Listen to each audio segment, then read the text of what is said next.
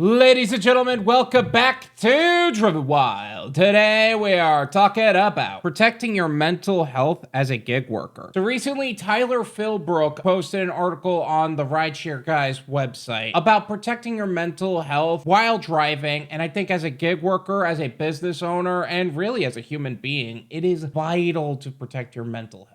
There have been a few conversations like this going around in the community, and I wanted to throw my 2 cents into this conversation, as well as bring up some points from others, because it is often talked about these days, and yet it is still grossly overlooked. So with that said, we are talking about protecting your mental health as a gig worker, what is being said in this article, my opinions on it, and everything in between. But before we do that, let's go over a quick disclaimer. The content of this video does not contain and is never intended to be legal, business, financial, tax, or health advice of any kind. This video is for entertainment purposes only. It is advised that you conduct your own research and consult qualified professionals before applying anything you find online. I also want to be clear that everything that we're going to be going over is very market dependent, and what applies to me in my market may not apply to you. So with that said, let's get started. Don't take orders that cause anxiety. Waiting long periods of time for an order that might be ready soon doesn't make sense. First, if you aren't driving, you aren't making money. So all that waiting time is unpaid time. This also goes for orders that you have to have mental gymnastics in order to make it make sense. Well, if I get the order done quickly, it's better than waiting around for other orders. It takes the same amount of time to complete an order for $2 than it does to take an order for $10. There's no value in doing an order quickly, especially if the order is from a restaurant that goes, "Oh, the order will be done in 20 minutes.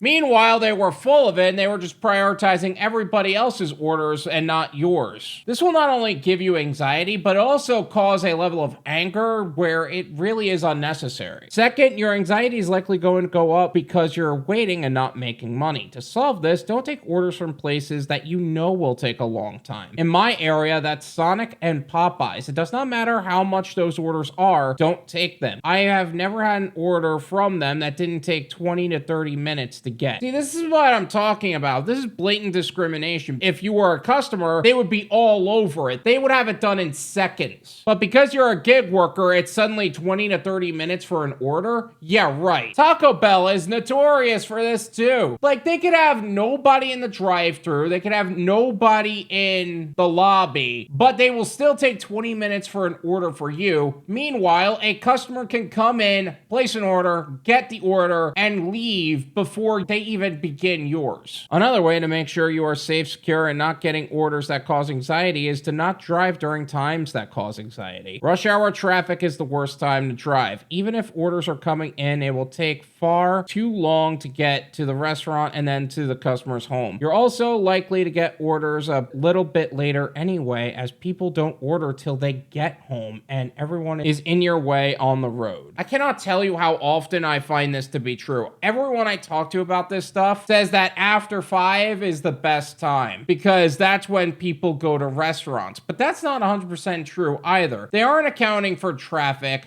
dumb drivers, commuters, and everything of the sort. You know who orders around 5? People who got home 1 to 2 hours ago. Like children who haven't been taught to tip their drivers. That said, you could use that time to build momentum in the app that you're working on, but that's a different conversation. This isn't a point that was brought up, but another thing to consider about the orders you are receiving is order type. Shop and pay orders are inherently going to get done faster at an off-peak time for a store rather than from a store where everyone is shopping at the same time. I have just as much road rage in a grocery store as I do on the road. Because somehow the oldest woman in the world went from in front of me in the left lane to in the same aisle as me in the store, who cannot hear me say, "Excuse me, I'm trying to get through," while she leaves her cart in the middle of the goddamn aisle. But I'm the one being rude for trying to do my shopping. Take frequent breaks, whether you're working between jobs on your way home or on your 7th 12-hour day in a row. You need to take breaks. If you had a regular 9 to 5 jobs, you would not work every single hour of that day. You would have 15-minute breaks, bathroom breaks, smoke breaks, and lunch breaks. As gig workers, most of the time we take a break, which is when we go into a restaurant and the order is almost ready to go, or go to the bathroom before we get the order. This is important, especially if you're in business for yourself. I know I've experienced burnout from working too much in succession. So don't just overlook that that concept simply because you're looking to get another order. Taking breaks is more than just taking care of your physical needs like sleep, food, and water. It's to help get some time to relax, calm down, assess the day, take a nap, or do anything else that helps. Another thing that I think helps is breaking up your work by type and then taking a break from the work you're currently doing. You may be doing a gig app for a while and then feel this sense of disgruntlement. So then you switch to a different app or a different project that you're working on and move throughout your day that way. This method, at least for me, allows me to stay motivated, stay fresh, and for all the projects that I am working on, it is necessary. Imagine each of your tasks almost like a Thanksgiving dinner. All the appetizers come out, you eat a whole bunch of cheese and dip and stuff, and you can't eat anymore at some point. Then dinner comes out, you get the turkey, you get the mashed potatoes, you get the vegetables, and you suddenly are able to eat again.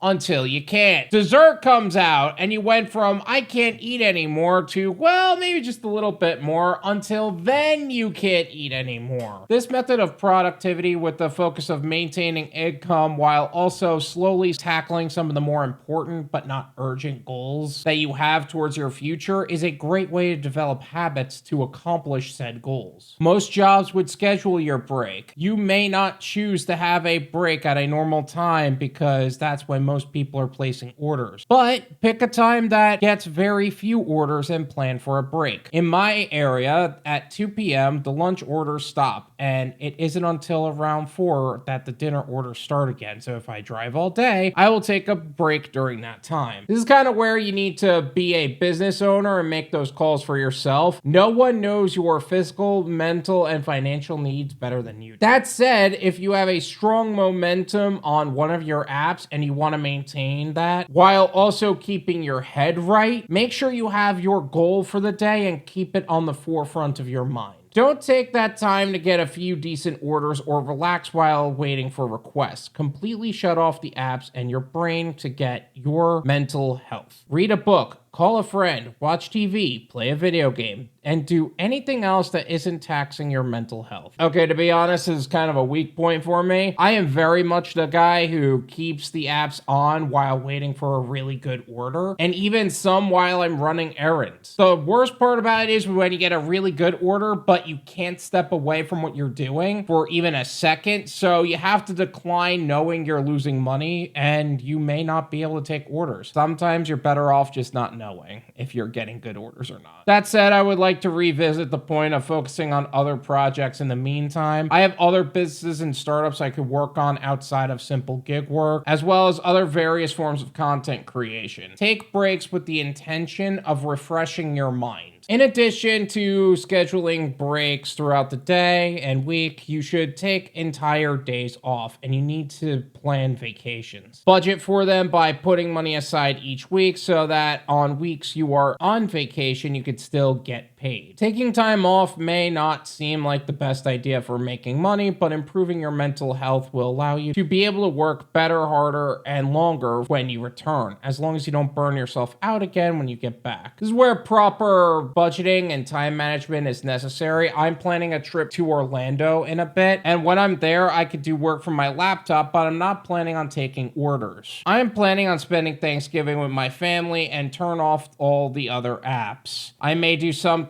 with other types of projects while I'm up there, but that won't be my day. My goal is to be able to rest. This is especially important to my other workaholics. If you are burnt out, that is only going to bog you down and ruin your productivity. So keep in mind, you are resting with the intention of coming back stronger. Keep your car cleaned and maintained. There are few things more stressful for a gig worker than a broken down car. Not only have you lost your means of transportation, you've lost your means to make money. The first step to maintaining your car is keeping it clean. If your car is regularly vacuumed and washed, especially by you, you're more likely to notice things that going wrong early. I have been both the guy to maintain a dirty and poorly maintained car and the guy to keep a maintained car to a T. From clutter-free to oil changed on the clock, everything. Let me tell you, one of the most annoying noises to me is the clutter noises of the car when it shifts while I'm turning or driving. driving. Keeping a car clean has proven to help with stress relief and give you a better sense of control. So keep the floorboard of shame from all the cans and bottles and caffeine that you're drinking off the floor and keep it nice down there. Keeping up with regular maintenance like oil changes can make a huge impact on keeping the car in good shape, as well as keeping your gas mileage high. Taking the time to make sure you have your car in good health will ensure that your mental health is good. If you have the maintenance require notification for too long, you are asking for long-term problems. That said, you also have to be sure that you are working with qualified mechanics that are treating your car right. There are plenty of people who will say that it is better to do it yourself, and if you want to take that path, you go for it. I send it to my mechanic because I have other work I need to do at home, and I don't have time to handle it myself. Not to mention, if there's something else they see, they can let me know, because more than one set of professional eyes on the car is better than just the one. Take care of your physical health. Drinking water, getting sun, and exercise are some of the simplest things you could do to maintain and even improve your physical health. When you're physically healthy, your mental health improves as well. I've been focusing more on my diet as of late, and as I am eating healthier, I'm noticing I have a better sense of focus. I have more energy to work with, and I need less caffeine throughout the day to keep me going. It will help you give you the energy to do the things you love or energy to work. You'll sleep better, which in itself will improve your physical health. Just like you won't get six-pack abs the first time you do crunches, your mental health will not improve from doing one thing one time. You need to continue doing things slowly every day to improve your mental health. I am by no means saying you need six-pack abs, but I would recommend maintaining a decent routine to keep you moving. I know this is coming from a guy who has less of a six-pack and more of a keg, and it isn't going to mean much, so I decided to ask for a bit of help on this from a professional on the subject.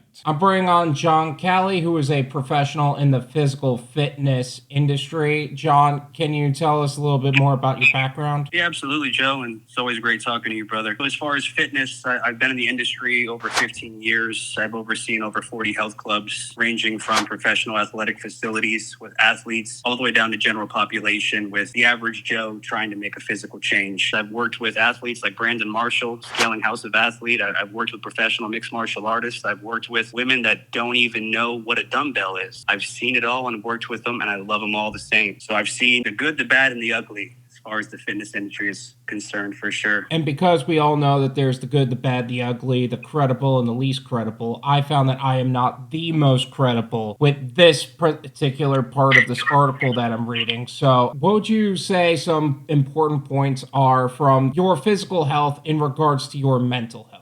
Yeah, absolutely. And I just want to say first and foremost, Joe, I think it's great what you're doing here, bringing a little bit more attention to the mental health aspect, but also how the physical attributes and our day-to-day affects that mental well-being. So great on you, brother. But yeah, as far as, when I'm looking at it in this article, I think there's some very, very valid points as far as how you engage every day. I used to tell my clients when I trained, every day they need to sweat a little bit, right? We need to move the body. Your body is a tool. It's a resource, right? And I'm a firm believer, though. I'm not about the New Year's resolution. Let's go January 1st and change our body, right? What I want people to start thinking about is changing your mindset. Because if I'm looking at the way long-term success lasts, if I train my mind, my body will follow. If I train just my body, my mind will resort back to bad habits that put me in the physical position I didn't want to be with to begin with. So I think it starts with taking that first step, engaging, moving, taking the highest level of self-love and discipline, which is movement every day, regardless of how you feel. I think that has been a huge foundation for me when it comes to the fitness industry, but also multiple businesses I've opened since then. Train the mind, the body will follow, but hold yourself accountable every step of the way. That is an awesome quote to bring up. And I love how you brought up the point of not a New Year's resolution mindset, because if it was really important to you to get your physical fitness right and your mental fitness right, in a sense, you would have started on December 27th or August 18th or whatever day. You got to find why it's the most important thing to you and commit to that. Absolutely. And you hit a very, very big point there when it comes to making these change or any changes you're going to make, right? If we're trying to change physically, mentally, emotionally, socially, or financially, right? We need that why behind it, right? The why that drives us. It's not just, are you happy looking at yourself naked in the mirror, right? That's a great why. I'm not going to say that's not a good play, but there's also the longevity of your health, your family, your loved ones, being strong enough and healthy enough to support where necessary. And that's where we have to look at it from not such a selfish aspect of the way we want to look, but also like, what else can I provide, right? So it goes back to your question. It's if I'm working out and I'm physically fit, I'm eating healthy, you're going to sleep better. Yes, you're going to think more clear. You're going to put yourself in better positions. You're going to attract higher levels of energy, people, opportunities. You know what I mean? There's so much more that will be attracted to you just because of the way you're moving and the energy you're putting out there. So I've always been a huge believer.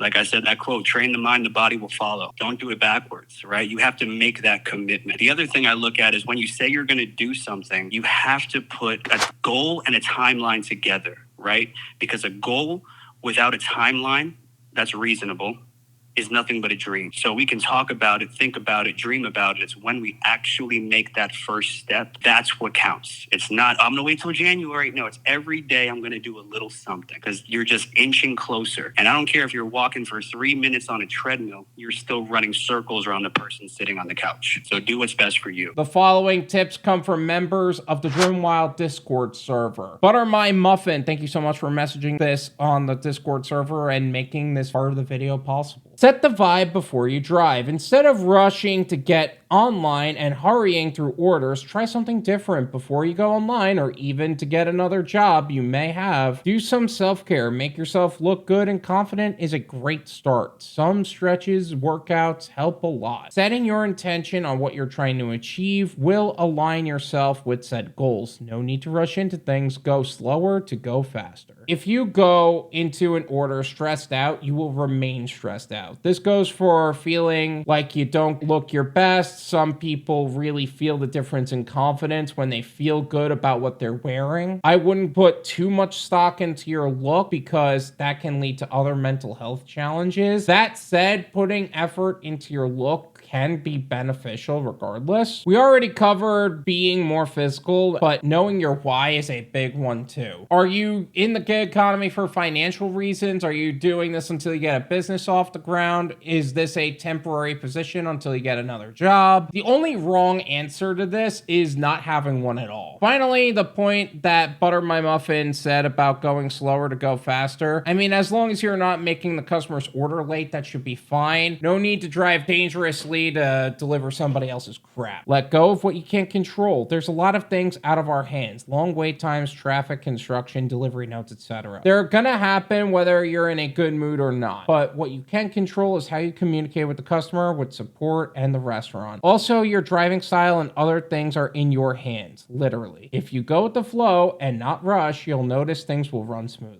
I'm going to push back a little bit on this. You can control when you drive, where you drive, and more factors of that sort. That said, going into your gig with the intention of being properly informed is also a big deal. If you know some areas are going to have huge construction going on and it is going to affect your ability to drive, try a different location. If you know a location has a big problem with parking, don't drive there. Don't waste your time by being uninformed going into your day. Finally, these final tips are from me. Block out the haters. I was asked this by another one of the members of the Driven Wyld Discord community. Hyphen, thank you so much for asking about this and making this part of the video possible. How do you guys deal with people talking trash about you as a gig worker for needing tips? I constantly get the get a real or better job, not my job to tip arguments, which ends up with me just being done. It's funny how people will always hate on you for doing something different than them. Because the more you shine, the dimmer the light gets on them. Or it shines even brighter on all the insecurities that they have. So they will keep you down in order to raise themselves up. People are very similar to crabs in a bucket. You try to work your way out of the bucket and they just tear you apart the moment you try to step out and do something for yourself. You will mostly experience these haters online, but they could also come from places like friends and family, which can hurt a bit more and can be more discouraging than BJ King 69 on Reddit. That said, if you pay them more mind than you should, that would lead you to almost getting pre-angry at customers that you haven't even met yet. This goes back to the point of setting the vibe before you drive and not letting haters affect your work.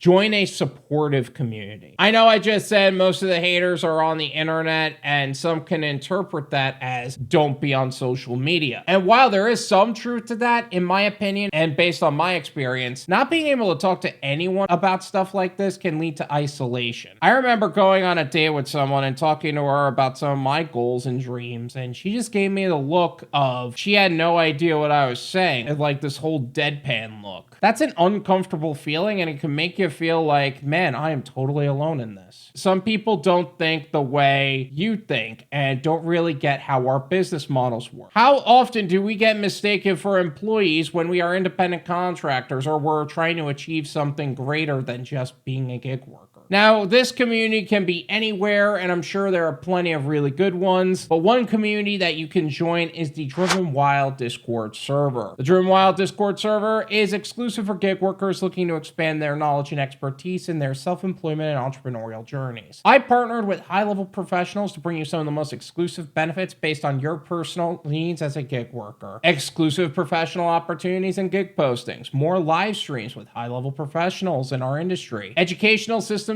designed to help you build your own dispatch company as well as other scalable opportunities. Whether you're a gig worker looking for more opportunities to earn or looking for an exit strategy because the gig economy is an income bridge to what would be a long-term goal and not the goal, and you would like to see something with a little bit more growth and much more scalable, there is something here for you. Check the link in the description and get started on making the most amount of money in the least amount of time and in the safest possible way. Thank you so much for watching. I really appreciate it. As always, make sure to hit the like button, subscribe if you're new, and I'll see you guys next time.